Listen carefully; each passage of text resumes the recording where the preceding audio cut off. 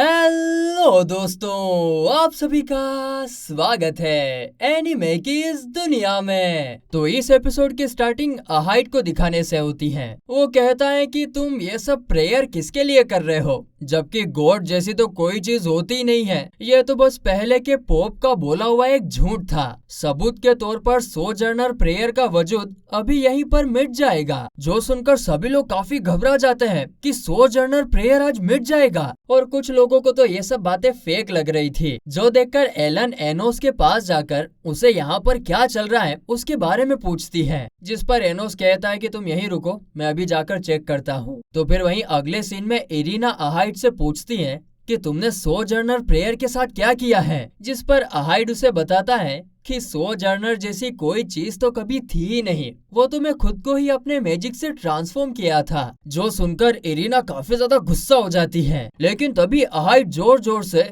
जागो जागो चिल्लाने लगता है, लेकिन उससे कुछ होता नहीं है। और इसी मौके का फायदा उठाकर इरीना उस पर हमला कर देती है, लेकिन अहाइड उसे ही मारकर वहाँ से भागने लगता है। वो तो सही टाइम पर एनोस आकर उसे अपनी चेन की मदद से पकड़ लेता है और कहता है कि तुम कभी नहीं सुधरोगे अहाइड, लगता है तुम्हें सबक सिखाना ही होगा। लेकिन तभी हम देखते हैं कि वो तो बस अहाइड का एक क्लोन होता है। आगे हम देखते हैं कि एलन इरीना को संभालती है। उसे देखकर इरीना के साथ वाली लड़की कहती है कि सोजर्नर प्रेयर का टाइम काफी जल्दी होने वाला है, इसीलिए हमें जल्दी से जल्दी स्टेज पर पहुंचना होगा, वरना हम लोगों की काफी ज्यादा बेइज्जती हो जाएगी। जो सुनकर इरीना भी काफी ज्यादा घबरा जाती है और वो एलन को देखकर कहती है कि तुम ही हो, अब तुम ही हो जो ये संभाल सकती हो। मुझे तुम पर भरोसा है कि तुम ये कर सकती हो। देखो, मैं अभी काफी ज्यादा घायल भी हूँ, इसीलिए अब तुम्हें ही मेरी जगह गाना होगा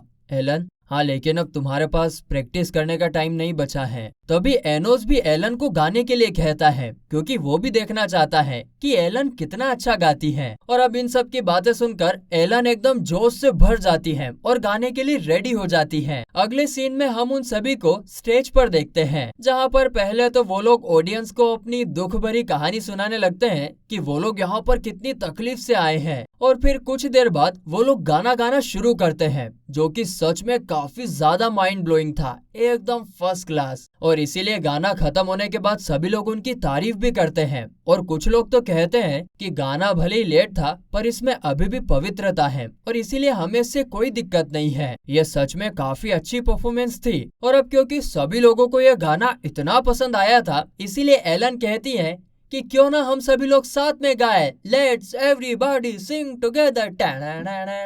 जो सुनकर सभी लोग काफी ज्यादा एक्साइटेड होकर गाना गाने लगते हैं। तुम ही हो टाना, अब तुम ही हो टाना, जिंदगी अब तुम ही हो टाना।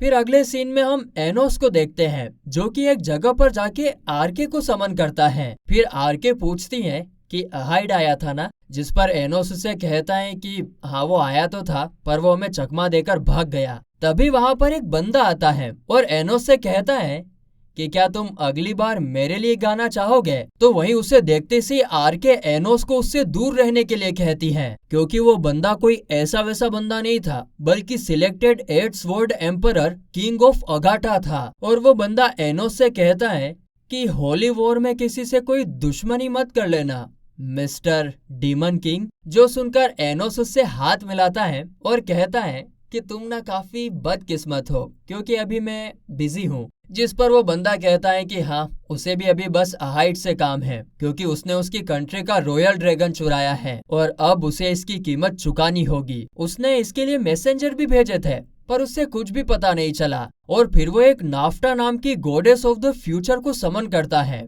और ये सीन यहीं पर कट होता है। अगले सीन में फिर हम अहाइड को देखते हैं, जो कि उन सभी लड़कियों की गाने की परफॉर्मेंस देखने के बाद अंदर जा रहा था। तभी वहाँ पर वही राजा आता है और अहाइड से कहता है कि मेरी गैर हाजिरी में तुमने बहुत मनमानी कर ली, अब इसका जुर्माना भरो। तो वहीं उसे देखते से अहाइड उस पर अपने मुंह से फायर निकालने की कोशिश करता है, लेकिन वो राजा उसके मुंह में उसे रोक देता है, जिससे कि वो बेहोश हो जाता है। तभी वहाँ एनोस भी आ जाता है और कहता है वाह, क्या कमाल की भविष्यवाणी थी। तो चलो अब दूसरी भविष्यवाणी को भी सच करते हैं, मैं पोप से मिलने जा रहा हूँ, चलोगे। फिर आगे एनोस उससे कहता है कि वैसे जब तुम्हारे पास फ्यूचर देखने की पावर थी तो तुमने ये क्यों नहीं देखा कि अहाइड तुम्हारा रॉयल ड्रैगन चुराने वाला है, जिस पर वो राजा कहता है कि ज्यादा दूर तक का फ्यूचर देखना भी ना एक बोझ है। और वैसे भी अगर तुम अपनी जिंदगी में सब कुछ पहले से ही देख लोगे तो तुम्हें जीने में मजा ही नहीं आएगा। हाँ, लेकिन वो अंडरग्राउंड के आखिरी दिन तक का भी फ्यूचर देख सकता है।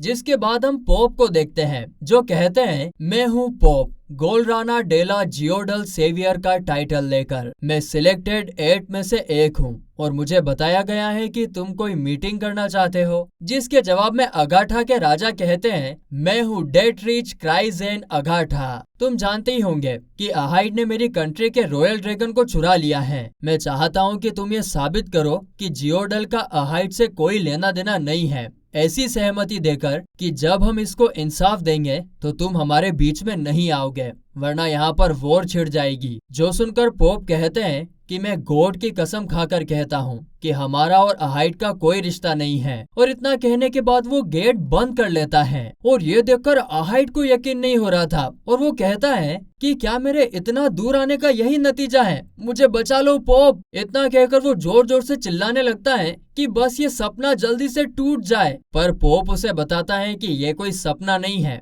पता नहीं तुम्हारे ऊपर कोई सा स्पेल यूज किया गया है। आगे एनोस उसको सामने गेट के पास फेंक देता है और कहता है कि जाओ, अगर खुद को बचा सको तो बचा लो। तो अहाइड उस गेट से चिपक कर कहता है कि मुझे माफ कर देना, मैं तो बस एक मासूम इंसान हूँ जिसको इस डीमन ने एक बुरा सपना दिखाया था, पर मैं तो अभी भी गॉड की भक्ति ही करता हूँ, मुझे प्लीज बचा लो। लेकिन तभी अंदर से आवाज आती है कि एक भक्त अपने गॉड की भक्ति हमेशा करता है और तुम तो गॉड पर भरोसा ही नहीं करते हो, तुम किस तरह से भक्ति करोगे। ये कोई बुरा सपना नहीं है और मैं अगली बार तुम्हें इस जमीन पर कदम तक नहीं रखने दूंगा। लेकिन इस पर अहाइड कहता है कि अगर तुमने ऐसा किया ना तो गॉड तुम्हें कभी माफ नहीं करेंगे।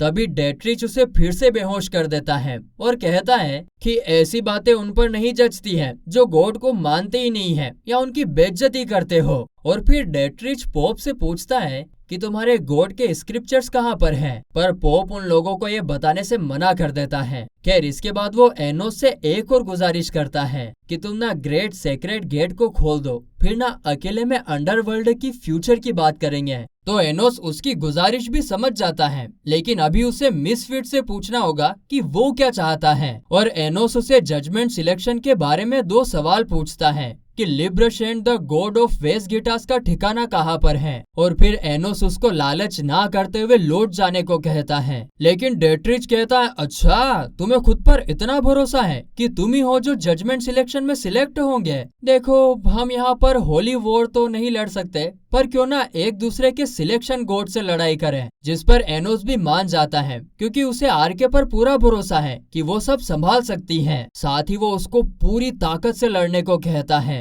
फिर आगे हम एनोस और नाफ्टा की फाइट को देखते हैं, जहाँ पर नाफ्टा एनोस से कहती है कि जब मैं अपनी आंखें खोलूंगी तब तुम हारने वाले हो, और ऐसा मैंने अभी अभी फ्यूचर में देखा है। जो सुनकर एनोस कहता है, ओह ऐसी बात है, तो मैं भी एक फ्यूचर प्रेडिक्ट करना चाहता हूँ कि तुम्हारी आंखें खुलते ही तुम हार जाओगी। तो वहीं इधर हम डेट्रिच और आरके की फाइट को देखते हैं, जहाँ पर आरके अपनी स्वॉर्ड को समन करके डेट्रिच पर हमला करके उसे बर्फ का बना देती है। पर डेट्रिच सांड गए का उसकी स्वॉर्ड को ही खा जाता है, जो देखकर आरके काफी ज्यादा हैरान हो जाती है क्योंकि उसका मैजिक कोई मामूली मैजिक नहीं था। और तभी देखते ही देखते डेट्रिच उसे दूर फेंक देता है। और तभी आरके को याद आ जाता है कि हाँ, उसने सुना था कि डेट्रिच एक ड्रैगन बोर्न है, जिस पर डेट्रिच भी एग्री करता है। तो वहीं इस तरफ नाफ्टा अपने मैजिक स्पेल का यूज करके एक स्वॉर्ड को समन करती है, जो कि दोनों साइड से यूज हो सकती थी। वो तुरंत ही एनोस पर हमला कर देती है, जिसके जवाब में एनोस एक हाथ से उसे रोक लेता है। लेकिन नाफ्टा उस स्वॉर्ड को वापस समन करके फिर से उसे एनोस के अंदर घुसा देती है। लेकिन एनोस कोई कमजोर इंसान है क्या, खतरनाक आदमी है। तो वो अपनी डिमोनिक आई को यूज करके उस स्वॉर्ड को ही गायब कर देता है और अपनी सभी इंजरीज को भी हील कर देता है। अब ये देखकर नाफ्टा अपने मैजिक का यूज करके एनोस को एक रेस्ट्रिक्टेड वर्ल्ड में भेज देती है और यहाँ पर वो जितना चाहे उतना एनोस के लिए सरवाइव करना मुश्किल बना सकती है। आगे फिर वो एनोस पर काफी सारे अटैक भी करती है और इससे एनोस का पहली बार इतना सारा खून गिर जाता है और इस वजह से अब वो सीरियस हो जाता है और कहता है कि काफी समय के बाद कोई अच्छा अपोनेंट मिला है। अब लड़ने में मजा आएगा। और फिर वो एक स्पेल का यूज करता है जिससे कि आधी जमीन ही फट जाती है और नाफ्टा दूर जाकर गिरती है। लेकिन तभी एनोस की तरफ भी एक और स्पेल आने लगता है क्योंकि नाफ्टा ने भी अपनी आइस खोल ली थी। लेकिन जीतना तो एनोस को ही है। नाफ्टा इससे धीरे धीरे गायब होने लगती है। लेकिन तभी एनोस उसकी आंखें बंद कर लेता है और वो वापस से नॉर्मल हो जाती है। तो वहीं दूसरी तरफ डेट्रिच भी आरके को उनके एरिना में फेंक देता है जिससे आरके काफी ज्यादा घायल हो जाती है और फिर इसीलिए डेट्रिच उसे हार मानने को कहता है। लेकिन जब तक एनोस नहीं बोलेगा आरके हार नहीं मानेगी। तो फिर आगे एनोस उसे देखकर कहता है कि अब जब हम दोनों ने एक दूसरे के सिलेक्शन गोड को हरा दिया है तो ये मैच ड्रॉ हो जाता है। आगे फिर वो डेट्रिच से पूछता है कि अभी भी जब तुम्हें फ्यूचर पता था कि तुम नहीं जीतोगे तो कोशिश क्यों की। जिसके जवाब में डेट्रिच इसे judgement of Nafta the goddess of future कहता है और फिर वो अहाइट को उठाकर कू इक्कू करते हुए वहां से चला जाता है और तभी वहां का गेट भी खुल जाता है। इसके बाद वो लोग अंदर जाते हैं जहाँ पर एक बंदा उनका एकदम अच्छे से वेलकम करता है और उन्हें लिब्रेशेंट द गॉड ऑफ वेस गिटार्स के बारे में भी बताता है कि वो इसी कंट्री में सोया हुआ है और अगर हमने उसे जबरदस्ती उठाया तो पता नहीं कौन सी कयामत यहाँ पर आ टपके। जिस पर एनोस उससे उसका पता पूछता है कि जो भी करना है वो मैं कर लूंगा। लेकिन वो बंदा उसे उसका पता सिर्फ तभी बताएगा जब वो आरके को उसे वापस लौटा दे। लेकिन एनोस ने तो आरके से वादा किया था कि वो उसे कभी नहीं छोड़ेगा। मगर वो बंदा कहता है कि हमें आरके की जरूरत है क्योंकि वो मिलिटिया की रीइंकार्नेटेड है। जो सुनकर एनोस उससे पूछता है कि उसे ये किसने बताया। जिस पर वो बंदा कहता है कि मुझे ये सब अलमाइटी रेडियंस और इक्विस ने बताया है। तभी बीच में आरके कहती है कि देखो मुझे एनोस ने चुराया नहीं है, मैं उसके साथ अपनी मर्जी से हूँ और इसी के साथ मैं रहूंगी। तो फिर आगे वो बंदा एनोस से कहता है कि अगर यही सब बात है तो तुम जियोडल की भक्ति में शामिल हो जाओ। लेकिन इस पर एनोस कहता है अच्छा अगर ऐसा है तो फिर तो मुझे जियोडल पर राज करना चाहिए। लेकिन वो बंदा तो अपने गॉड के अलावा किसी का भी ऑर्डर सुनने से मना कर देता है। जो सुनकर एनोस उस बंदे से कहता है